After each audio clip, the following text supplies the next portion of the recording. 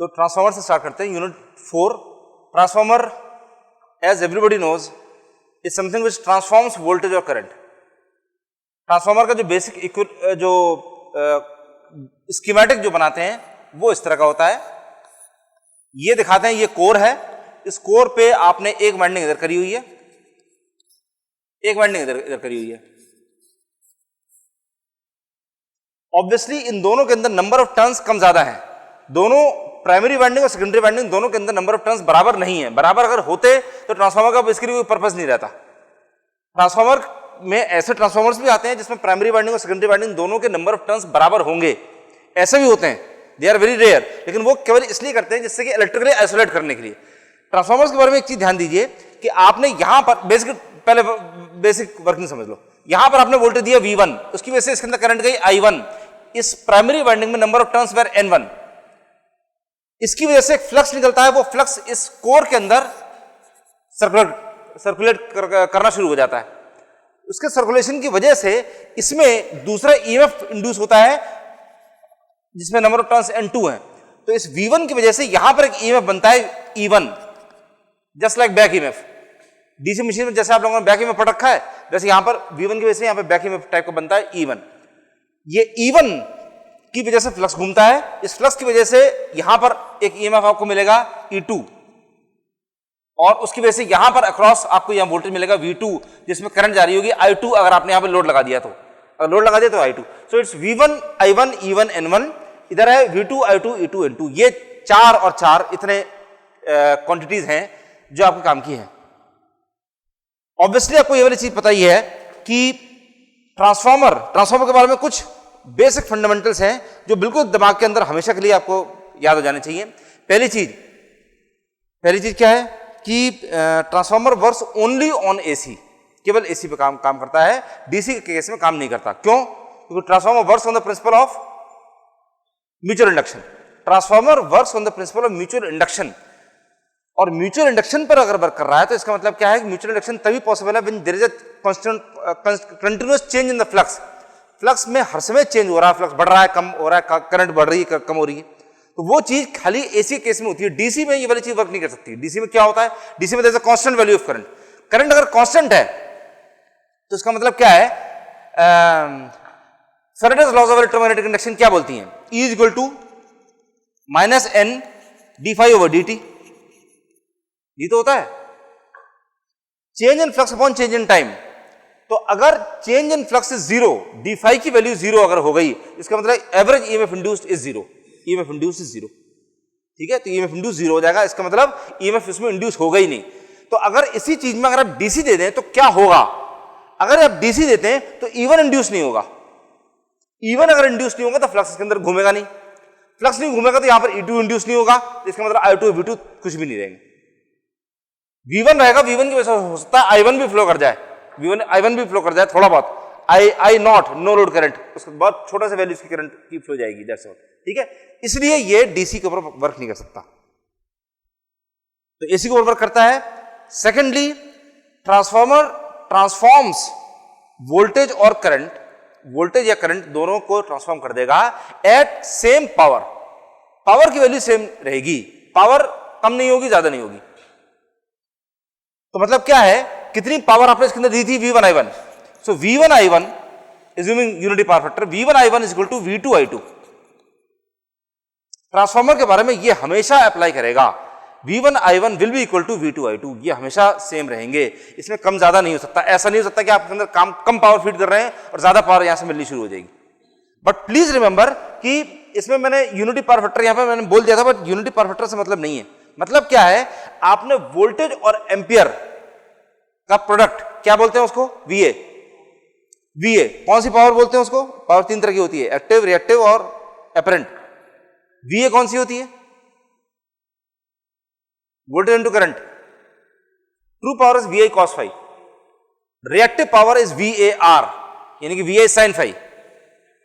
VA कौन सी होती है, एपरेंट पावर, ठीक है। ये वाली चीज मैं फंडे आपको क्लियर कर देता हूं अभी थोड़ी देर में। तो VA यानी कि एपरेंट पावर आपने जितनी इसके अंदर भेजी है उतनी ही एपरेंट पावर यहां पे मिलेगी। एक्चुअली एपरेंट बोलना चाहिए नहीं इसको, एपरेंट एक गलत वर्ड है। एपरेंट से आपको ऐसा लगता है कि जैसे दिख रही है, ये इतनी है नहीं, एक्चुअली वो चीज ठीक नहीं है। मैं 1 मिनट में आपको फंडा क्लियर कर देता हूं कि अपरेंट पावर, ट्रू पावर और रिएक्टिव पावर क्या क्या क्या चीजें होती है। VA अपरेंट पावर ऐसा है, ये ट्रायंगल आपने देखा होगा, इसमें this is VI cos phi, where this is phi, this is VI sin phi, ठीक है। और ये phi क्या है? phi is the angle between voltage and current. अगर आपने यहां पर मान लीजिए एक सिग्नल एक सप्लाई दे रखी होती एक लोड पे, और इस लोड के अंदर ये वोल्टेज जाता V और इसके अंदर करंट जाता I, तो इस ये V अगर ऐसा है और I अगर ऐसा है, तब इन V और I के बीच में जितना एंगल है दैट इज phi, ठीक। लोड में इस एंगल को देख करके आपको समझ में आ रहा है कि लोड किस तरह का लगा होगा, क्या क्या चीजें लोड के अंदर लगी हुई हैं, रेजिस्टेंस और इंडक्टेंस लगी हुई हैं, तब ये लैगिंग पर, ठीक है। तो ये phi वो वाला phi है जो phi V और I के बीच में आ रहा है। अच्छा, अब क्या है इसका रोल देखिए कि ये तीनों पावर्स के अंदर फर्क क्या है। VI is the apparent power. Apparent power, उसको अपरेंट कहना ठीक नहीं है, एक्चुअली क्या है, VI वो वाली पावर है जो ये सप्लाई में से दी जा रही है। VI वो वाली पावर है, वो वाली ज्ञान गंगा है जो मैं यहां पर खड़ा होकर बहाता हूं। अब उसमें से कितनी आपके दिमाग के अंदर घुसी वो आपके पावर फैक्टर पर डिपेंड करता है। आपने दिमाग के क्लास के अंदर बैठ के कितना दिमाग लगाया, कितना आपने पहले से प्रिपरेशन कर रखी थी, कितनी चीजें फंडे आपके क्लियर थे, कितना आपने यहां पे ध्यान दिया, कितनी चीजें आपको समझ में आई, कितनी चीजें आपको एसेंशियली दिमाग में घुसी। मैंने यहां पे 10 टॉपिक पढ़ाए, तो 10 में से आपके दिमाग के अंदर कितने गए, that depends upon your power factor. आपका पावर फैक्टर अगर बिल्कुल बेकार है, क्लास में बैठे हुए और पिक्चर के बारे में सोच रहे हैं, तो आपका पावर फैक्टर 1 है, 0.1 है, 0.2 है, मे बी 0 है, तो मैं कुछ भी पढ़ा जाऊं यहां पे, आपके दिमाग में कुछ नहीं घुसेगा। आपका power factor unity power factor है 1, पूरा फुल, पूरा आपका पुरानी प्रिपरेशन भी ठीक है, पुराने फंडामेंटल क्लियर हैं और क्लास में भी ध्यान से पढ़ रहे हैं, तो मैं जितना पढ़ाऊंगा सब आपके दिमाग में घुस जाएगा। यही वाली चीज यहां पे होती है। अब क्या है, VI वो वाली पावर है जो यहां से सप्लाई से दी जा रही है। पावर फैक्टर मान लीजिए phi अगर ऐसा नहीं है, ये ज्यादा रेजिस्टिव होता, तो VI ऐसा नहीं होता, V ऐसा होता और I ऐसा होता, तो phi की वैल्यू इतनी कम रहती, ठीक है। अगर ये कम रहती तो phi जो इतना आपको दिखाई दे रहा है, VI मान लीजिए इतना ही है, तो लेकिन phi कम हो जाता, तो VI cos phi कैसा होता, VI cos phi ऐसा हो जाता। इसको अगर मैं टेढ़ा कर दूं, इसी पॉइंट को लेकर के इसको टेढ़ा कर दूं, मतलब मैंने अभी VI को ऐसा ही रखा है और VI cos phi को मैंने इस तरह खिसका दिया है। अगर VI cos phi मतलब हॉरिजॉन्टल को रेफरेंस मान करके इसको खिसका दें, तो VI इतना ही है और phi की वैल्यू इतनी है। अब phi की वैल्यू कम हो गई इतनी, VI इतना ही है। कंपास से लेकर एक कर्व बना दीजिए, तो जितनी VI की वैल्यू यहां है उतनी VI की वैल्यू यहां पर भी आ रही है। लेकिन अब आप देखिए कि इस कंडीशन में क्योंकि phi की वैल्यू कम है, तो VI cos phi की वैल्यू इतनी हो गई, कि पहले VI cos phi की वैल्यू जो इतनी थी, अब VI cos phi की वैल्यू इतनी हो गई, और VI sin phi की वैल्यू जो इतनी थी उसके कम हो गई, इतनी हो गई। ये चीज है। तो this is the difference between apparent power and true power. True power वो है जो आप एक्चुअली यूटिलाइज करते हैं, VI cos phi, ये मेन वो वाली पावर होती है जिसको आप यूटिलाइज करते हैं, आपके काम में आने वाली पावर यही है। लेकिन apparent power is actually that amount of power which is being supplied to you from the board, electricity board. Electricity board ने आपको इतने VA, इतने KVA या इतने MVA की पावर आपको दे रखी है। अब अगर आपने सारे रेजिस्टेंस लगा रखे हैं, मान लीजिए उन्होंने आपको दी ये था 10 VA, 10 KVA की पावर आपको दे रखी थी, आपने जो लोड लगाया दैट वाज प्योरली रेजिस्टिव, तो phi की वैल्यू कितनी हो जाएगी, 0। रेजिस्टेंस के लिए V और I के बीच में फेज डिफरेंस कितना होता है, 0, तो phi की वैल्यू 0 हो गई। इसका मतलब क्या हो गया कि ये जो VI है 0 से मैं भी थोड़ा ज्यादा मान लेते, तो ये ऐसा रहेगा, ऐसा। तो खाली इतनी VI sin phi है, आपकी इतनी पावर बर्बाद हुई और आपको ऑलमोस्ट पूरा का पूरा 10 KVA का 10 किलोवाट आपको पूरी पावर आपको मिल गई, फुल पावर आपको मिल गई। यही आपने मान लीजिए रेजिस्टेंस हटा करके सारी इंडक्टेंसेज लगा रखी होती, तो phi की वैल्यू कितनी हो जाती, 90 का मतलब क्या है, ये VI, ये जो यहां तक आ गया था, सॉरी ज्यादा मैंने बना दिया, तो यहां तक आ गया था, ये VI हो गया ऐसा, तो आपको VI cos phi कितनी मिल रही है, इतनी सी, उतनी पावर दी गई है, ये उतनी ही पावर दी गई है, लेकिन क्योंकि आपका पावर फैक्टर इतना बुरा है, इतना बिगड़ा हुआ है, इंडक्टेंसेस लगी हुई हैं, इसलिए आपका जो काम की जितनी पावर मिल पा रही है VI cos phi वो खाली इतनी से मिल पा रही है। अभी यहां पर भी 10 kV दिया गया था, यहां भी 10 kV है, यहां भी 10 kV है और ये भी 10 kV है। 10 kV की सप्लाई आपको बोर्ड ने दे रखी है, लेकिन उसमें से आप एक्चुअली कितना यूज कर पा रहे हैं, that is dependent upon this power factor. ठीक है, समझ गए? इसीलिए ट्रांसफॉर्मर्स के बारे में कहा जाता है कि transformers are rated in KVA, they are not rated in kilowatts. इसका रीजन जो है वो आपकी किताबों के अंदर गलत लिखा हुआ है, बिल्कुल पूरी तरह से गलत लिखा हुआ है कि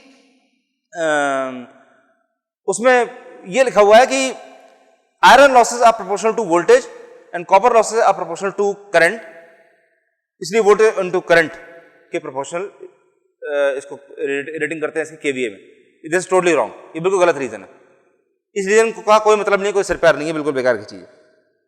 ट्रांसफॉर्मर की रेटिंग केवीए में क्यों होती है? क्योंकि आपको यह नहीं पता कि ट्रांसफॉर्मर जिस लोड को सप्लाई देने वाला है वो लोड का पावर फैक्टर क्या है। ट्रांसफॉर्मर आपने दे दी, ये ट्रांसफॉर्मर की रेटिंग 10 केवीए की है, 10 MVA की है, इतनी पावर वो आपको दे सकता है। उस पावर में से आप कितने अपने काम में लाएंगे depends upon your power factor. अगर आपका पावर फैक्टर बहुत अच्छा है तो 10 MVA जो आपको दिया गया है उसमें से 8 MVA या 9 MVA आप अपने काम में ले आएंगे। अगर आपका पावर फैक्टर बहुत बेकार है तो हो सकता है वही 10 MVA मैं अभी भी दे रहा हूं, लेकिन क्योंकि आपका पावर फैक्टर इतना बिगड़ा हुआ है तो हो सकता है आप उसमें 2 या 3 MVA ही काम में लेके आ पाए। तो हमको किलोवाट के टर्म्स में किलोवाट 10 MVA मैंने दिया, आपके काम में आई 8 किलोवाट। 10 MVA मैंने दिया, पावर फैक्टर बहुत बुरा था, आपके काम में आई 2 किलोवाट। ठीक, तो इसको इस तरह समझिए कि जितना सप्लाई दी जा रही है, जितना मैं यहां से पावर सप्लाई कर रहा हूं, उसमें से आपके काम में आने वाली पावर, ट्रू नॉलेज, वो है जो आपके दिमाग के अंदर घुसी, वो डिपेंड करती है आप सब लोगों के अपने पावर फैक्टर पर। ठीक है, तो इसलिए बेसिकली क्या है कि ट्रांसफार्मर के बारे में कहते हैं V1I1 is equal to V2I2। इसका मतलब क्या है, जितनी पावर, ट्रू पावर, जितनी अपरेंट पावर जितनी आपने यहां पर दी उतनी पावर आपको यहां पर मिल जाएगी। लेकिन अब अगर आपने यहां पर लोड लगा रखा है, एक रेजिस्टेंस है, एक इंडक्टेंस ही, तो जितनी पावर आप यहां पर जनरेट कर पाएंगे, ट्रू पावर जो होगी, that will be equal to VI cos phi, और cos phi depends upon the load. इसलिए वो पावर जो किलोवाट में आपको मिलेगी वो उसकी वैल्यू काफी कम हो चुकी होगी। ठीक, अच्छा, अब एक और बहुत इंपॉर्टेंट फंडामेंटल, ट्रांसफॉर्मर का बेसिक वर्किंग किस बात पर डिपेंड करती है? Average EMF induced per turn is constant. ये है मेन चीज, इसको ध्यान से पहले समझिए। Average EMF induced per turn is constant. एक टर्न में यहां पे नंबर ऑफ टर्न्स मान लीजिए 200 है, यहां पे नंबर ऑफ टर्न्स मान लीजिए 400 है, N2 बराबर 400 है और N1 बराबर 200 है। एक टर्न के अंदर कितना EMF बना वो सेम रहेगा, चाहे वो प्राइमरी वाइंडिंग हो चाहे सेकेंडरी वाइंडिंग हो। अब एक टर्न में मान लीजिए यहां पर बना 2 वोल्ट, तो 2 वोल्ट एक टर्न में और नंबर ऑफ टर्न्स 200 है, तो टोटल वोल्टेज यहां से यहां तक कितना हो रहेगा? 400 वोल्ट। अगर यहां पर एक टर्न में 2 वोल्ट आ रहा है तो यहां पर एक टर्न में कितना वोल्टेज बनेगा? अगेन 2 वोल्ट ही बनेगा। यही मेन चीज है समझने की। चाहे प्राइमरी वाइंडिंग लीजिए चाहे सेकेंडरी वाइंडिंग लीजिए, एक टर्न में अगर 2 वोल्ट बन रहा है तो एक टर्न में 2 वोल्ट ही बनेगा। अब यहां पर भी एक टर्न में 2 वोल्ट बन रहा है, यहां पर नंबर ऑफ टर्न्स कितने हैं? 400, तो वोल्टेज कितना हो गया? Voltage total 800 volt. एक टर्न में 2 वोल्ट है और टोटल नंबर ऑफ टर्न्स 200 है, तो 200 बराबर 200 गुना 2 बराबर 400 वोल्ट यहां पर बन रहा है। एक टर्न में 2 वोल्ट है और 400 टर्न है, तो 400 into 2 मतलब 800 वोल्ट यहां पर बन रहा है, तो यहां पर आपको मिल रहा है 800 वोल्ट। यही वो तरीका है जिस तरीके से ट्रांसफॉर्मर से आप वोल्टेज की वैल्यू कम या ज्यादा कर सकते हैं। दिस इज द वे, यही तरीका होता है। सेकेंडरी साइड के नंबर ऑफ टर्न्स अगर आप कम कर देंगे तो वोल्टेज कम हो जाएगा, सेकेंडरी साइड के नंबर ऑफ टर्न्स बढ़ा देंगे तो वोल्टेज की वैल्यू बढ़ जाएगी। ये बड़ी सिंपल चीज है। और ये वाली बात भी बड़ी ऑब्वियस है, V1I1 इक्वल टू V2I2, तो V2 की वैल्यू अगर बढ़ जाएगी तो करंट की वैल्यू होगी, कम होनी है, क्योंकि इनका प्रोडक्ट वो बराबर रहना ही रहना है। ठीक, V1 I1 के बराबर जितना प्रोडक्ट निकल के आ रहा था वही वैल्यू इसकी रहनी ही रहनी है। अब ऐसे में अगर V2 बढ़ाते जाते हैं तो I2 की वैल्यू कम होती जाएगी। से फॉर एग्जांपल ऐसा है कि मान लीजिए V1 की वैल्यू 100 थी और I1 की वैल्यू 10 थी, तो यहां पर था 1000। V2 की वैल्यू अगर 200 है और तो I2 की वैल्यू कितनी होनी चाहिए? 5। अगर V2 की वैल्यू 400 हो जाती है तो इसकी वैल्यू कितनी होनी चाहिए? 2.5। ठीक, इसकी वैल्यू अगर 100 हो जाती है तो इसकी वैल्यू कितनी होनी चाहिए? 10। इसकी वैल्यू अगर 50 हो जाती है तो कितनी होनी चाहिए? 20। समझ गए सब लोग? V1 I1 बराबर V2 I2। और अगर आप इसके नंबर ऑफ टर्न्स कम ज्यादा करते जा रहे हैं, बाय द वे ये वाली चीज भी क्लियर हो जानी चाहिए कि N2 बढ़ा देंगे तो V2 की वैल्यू बढ़ेगी कि कम होगी? बढ़ जाएगी। Just correct.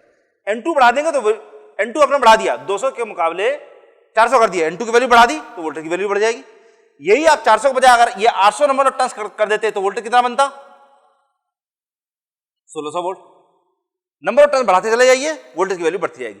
और वोल्टेज की वैल्यू अगर बढ़ती चली जाएगी, 200 से 400 अगर हो गया तो करंट की वैल्यू कम होती जाएगी। ये तो अब इस बेस पर हम ये आइडेंटिफाई कर सकते हैं कि V1 I1 equal to V2 I2। तो हम इस तरह बोल सकते हैं कि V1 upon V2 is equal to N1 upon N2। N1 की वैल्यू बढ़ेगी तो V1 की वैल्यू बढ़ेगी, या N2 की वैल्यू बढ़ेगी तो V2 की वैल्यू बढ़ेगी, N2 कम होगा तो V2 भी कम होगा। And this is equal to I2 upon I1। इससे अगर आप क्रॉस मल्टीप्लाई कर दीजिए तो आपको मिल जाएगा कि I2 अपॉन I1। तो वोल्टेज और नंबर ऑफ टर्न्स ये दोनों डायरेक्टली प्रोपोर्शनल है एक दूसरे के, एक बढ़ेगा दूसरा ही बढ़ेगा, लेकिन करंट वो वोल्टेज और नंबर ऑफ टर्न्स के इनवर्सली प्रोपोर्शनल है। ये बड़ी सिंपल से ऑब्जर्वेशन है जो इसमें क्लियर हो जाना चाहिए। अच्छा, और ट्रांसफॉर्मर्स बेसिकली दो तरह के होते हैं, कोर टाइप और शेल टाइप। मैं बेसिक चीज आपको बताता हूं, डिटेल में डायग्राम जो है वो आप देख लीजिएगा किताबों के अंदर। Core type, shell type. Core type basically क्या होती है? जब आप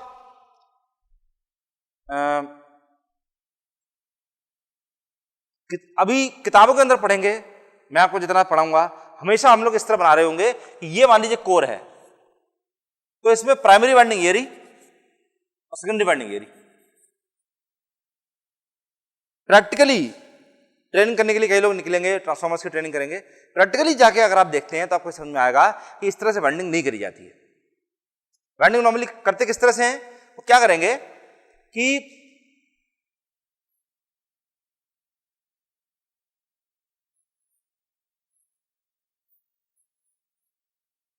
इसको अगर आप ऊपर से देखें तो आपको एक ये दिखाई देगा, एक ये दिखाई देगा। क्या दे रहा है? ठीक है, टॉप व्यू ऊपर से अगर आप देखते हैं तो ये दिखाई देगा ऐसा, ये दिखाई देगा ऐसा, नॉट नेसेसरली सर्कुलर, ऐसे से दिखाई दे जाएंगे इनको टॉप व्यू।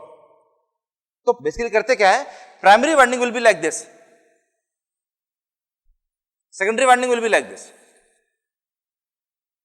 तो प्राइमरी वाइंडिंग के बजाय ये बोला जाए कि शायद लो वोल्टेज वाइंडिंग अंदर रखते हैं और हाई वोल्टेज वाइंडिंग उसके ऊपर लपेट देते हैं। तो मतलब यहां से यहां तक ये पूरा का पूरा ये लो वोल्टेज वाइंडिंग के दो तार इसमें से बाहर आ रहे हैं और इसी के ऊपर फिर आपने हाई वोल्टेज वाइंडिंग, इस पे इंसुलेशन करने के बाद में हाई वोल्टेज वाइंडिंग भी आपने इसमें कर रखी है और इसमें से दो तार इसमें से बाहर आ रहे हैं। जैसे मान लीजिए जो कोर है, इस कोर के ये जो दो लिम्ब है, इसमें बेसिकली क्या करेंगे, इसमें आपने पहले पूरे में लो वोल्टेज वाइंडिंग पूरी टाइट करके एकदम पूरी रैप कर दी, पूरी यूं करके, और फिर इसके ऊपर हाई वोल्टेज वाइंडिंग फिर से वो रैप कर दी, और ऑब्वियसली दोनों इंसुलेट करके रखते हैं। इंसुलेशन करना बड़ा जरूरी है। ठीक है, तो this is basically the real construction of transformers. Actually बड़े बड़े पावर ट्रांसफॉर्मर जब आपको दिखाई देंगे तो इस तरह का कंस्ट्रक्शन दिखाई देंगे। तो ये कोर टाइप हो गया। और शेल टाइप बेसिकली क्या होता है? शेल टाइप वो होता है कि जिसमें कोर का कंस्ट्रक्शन उल्टा होता है, कोर इस तरह की होती है, ये हो गया इस तरह करके। तो इसमें बीच में आपने प्राइमरी वाइंडिंग ये कर दी और सेकेंडरी वाइंडिंग इसके ऊपर आपने लगा दी, लो वोल्टेज वाइंडिंग और हाई वोल्टेज वाइंडिंग इसके ऊपर। ये जैसे बेसिकली कंस्ट्रक्शन। बाकी डिटेल्ड डायग्राम्स अगर आप किताबों के अंदर देखेंगे तो बड़े अच्छे फोटोग्राफ्स दे रखे होते हैं, सर हर किताब में दिए हुए हैं, फोटोग्राफ देखते हैं आपको क्लियर हो जाएगा। ठीक। Now let us come down to the EMF equation. EMF equation बड़ा आसान सा है और वो खाली एक फॉर्मूले के ऊपर बेस्ड है, और वो एक फॉर्मूला कौन सा है, यहां से जो मैंने मिटा दिया है, is equal to minus N d phi over d t. तो इतना आपको पता है, average EMF induced is equal to minus represent the Lenz law. Minus का मतलब खाली ये कि साइन उल्टा हो जाएगा, तो साइन उल्टे होने का बहुत बड़ी वैल्यू है, आगे जाके क्लियर होगी। अभी फिलहाल आप खाली अपने दिमाग में ये वाली चीज संभाल के रख लीजिए कि साइन उल्टा जो हो रहा है उसकी वजह से बहुत बड़ी प्रॉब्लम आगे आ जाती है पैरेलल ऑपरेशन में। पैरेलल ऑपरेशन के टाइम में पढ़ेंगे 5th यूनिट में। तो फिलहाल आप ये समझ लीजिए कि E is proportional to d phi over d t. Minus मैंने फिलहाल यहां छोड़ दिया, माइनस को मतलब नहीं, साइन चेंज है, तो d phi over d t. Average EMF induced is proportional to d phi over d t. अब देखो ये साइकिल है, ये टाइम एक्सिस, ये flux axis phi, so this is phi m, यहां तक फाई एम है, और ये टाइम एक्सिस है। अगर इस सप्लाई की जो फ्रीक्वेंसी थी that was F hertz, F cycles पर सेकेंड या एफ हर्ट्ज,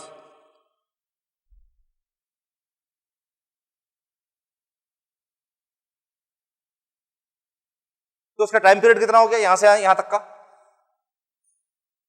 टाइम पीरियड कितना है, कितने सेकंड्स का हो गया। फ्रीक्वेंसी और टाइम पीरियड में फर्क क्या होता है, मतलब कैसे रिलेशन होता है, इनवर्स होते हैं, inversely proportional, they are inverse. Time period, इसका time period t is equal to 1 by f, that's all. तो frequency is equal to 1 upon t। Simple चीज होती है, ठीक है, सिंपल चीजें कंफ्यूज कर जाती हैं आगे जाकर के। तो t is equal to 1 by f, तो यहां से तक का टाइम है that is 1 by f seconds. अगर यहां से तक का 1 बाय f सेकंड्स है तो ये कितना होगा, 1 बाय 4f, ठीक है, 1 बाय 4f यानी कि t बाय 4, ये this is basically t by 4 यानी कि 1 बाय 4f, ये हो गया। तो 1 बाय 4f सेकंड्स के अंदर this rises from 0 to phi m, तो डी फाई की वैल्यू फाई m माइनस 0 और dt की वैल्यू 1 बाय 4f माइनस 0, ये तो हो गया। डी फाई और dt अगर हम निकालने हैं कि फ्लक्स में कितना चेंज आया और टाइम पीरियड में कितना चेंज आया, तो phi m minus 0 upon 1 by 4f minus 0, ये हो गया, which is equal to 4f phi m volts. खत्म, डेरिवेशन खत्म, एक स्टेप का बस। अब क्या है, ये एवरेज ईएमएफ की वैल्यू है। अगर एवरेज ईएमएफ की वैल्यू ये है per turn, this is the value for average EMF induced per turn is equal to 4f phi m volts। अगर एवरेज ईएमएफ की पर टर्न की वैल्यू ये है तो आरएमएस वैल्यू इसकी कितनी हो जाएगी। आरएमएस के लिए क्या करते हैं, फॉर्म फैक्टर से मल्टीप्लाई कर देते हैं। आरएमएस वैल्यू निकालने के लिए जस्ट मल्टीप्लाई दिस बाय √2 और 1.11, that's all.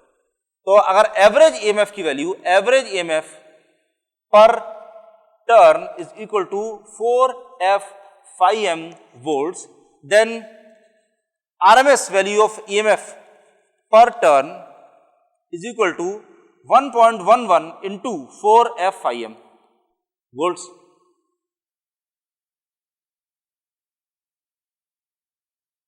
Total number of turns in primary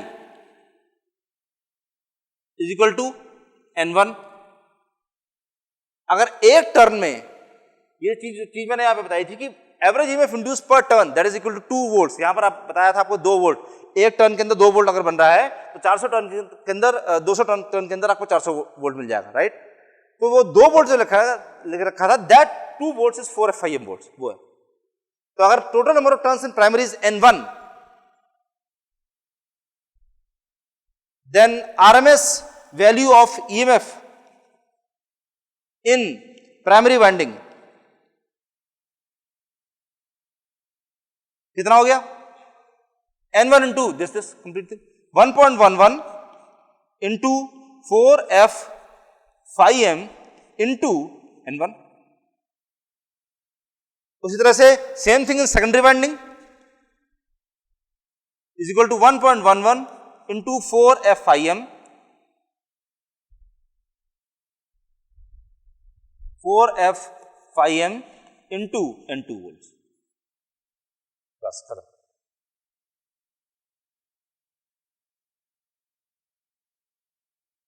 this is the value for EMF equation, ये EMF इक्वेशन होगी।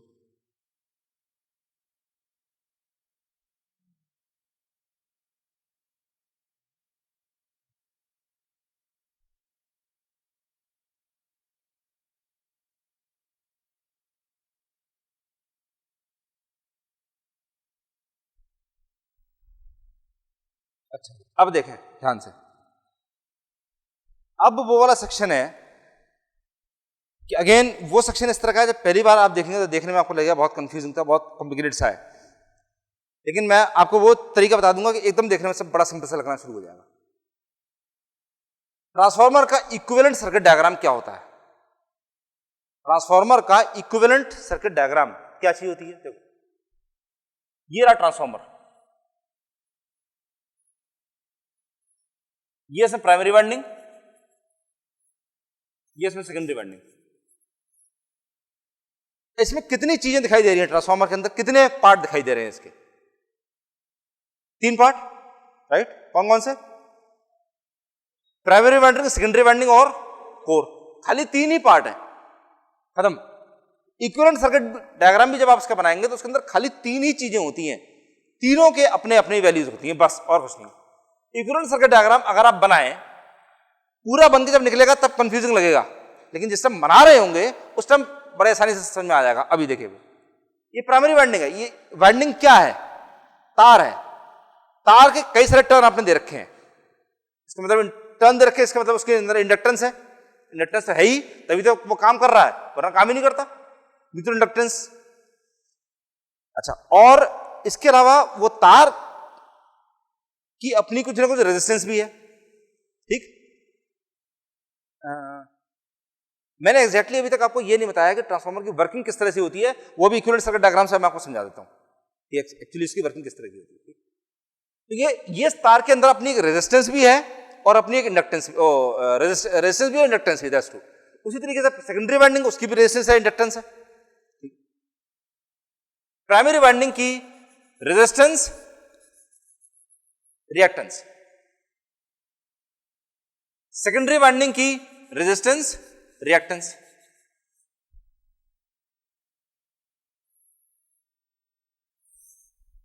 क्लियर है यहां तक? कोई प्रॉब्लम तो नहीं इसके अंदर? सबको समझ में आ रहा है इतना चीज? कोर है, कोर मेटल की बनी हुई है जिसके अंदर फ्लक्स सर्कुलेट कर रहा है, उसकी अपनी कुछ रेजिस्टेंस होगी। फ्लक्स सर्कुलेट कर रहा है, वो फ्लक्स के लिए कुछ रेजिस्टेंस प्रोवाइड करेगा, फ्लक्स की अपनी कोर की अपनी रेजिस्टेंस होगी, रिएक्टेंस होगी, उसकी भी होगी। कोर की resistance, reactance, and this is the transformer.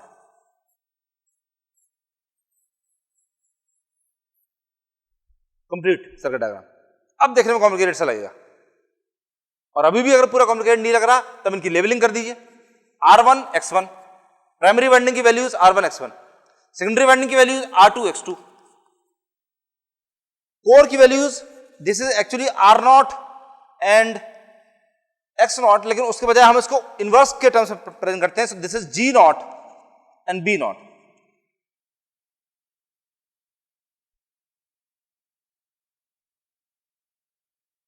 G0 के अंदर जो करंट जा रही है दैट इज IW, B0 के अंदर जितनी करंट जा रही है दैट इज I म्यू, इन दोनों का vector sum that is I0। इसके अंदर जो करंट गई दैट इज I2 डैश, जो मेन करंट जो यहां सप्लाई ली गई दैट इज I1, यहां पर जो voltage supply voltage was V1, जितना बैक ईएमएफ यहां पर बना that was E1, this is N1, this is N2, इसकी वजह से यहां जितना ईएमएफ बना। कल की जो क्लास होगी, कल की क्लास में मैं आपको ये बताऊंगा कि ये इक्विवेलेंट सर्किट ऐसा कैसे बनता है।